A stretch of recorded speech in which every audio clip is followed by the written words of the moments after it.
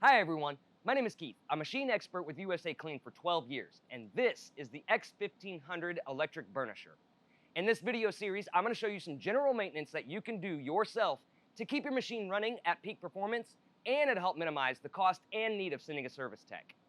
So you need to replace a damaged pad driver. It's very simple. This is how we do it. First, you want to start by removing the center lock or pad holder and taking your pad off.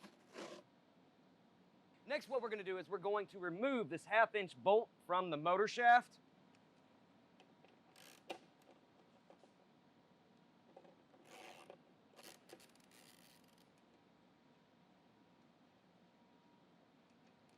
Just like that.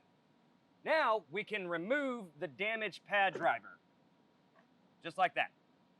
Now take your new pad driver, make sure you line up the square key on the shaft with the pad driver.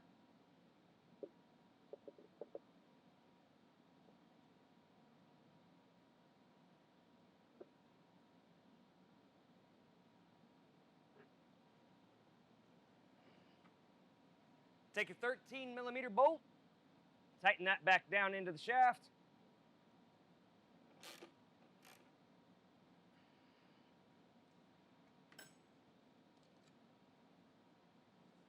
Replace your pad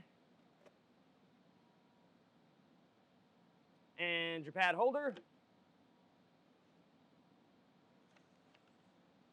Just like that, and you're done. Once again, my name is Keith.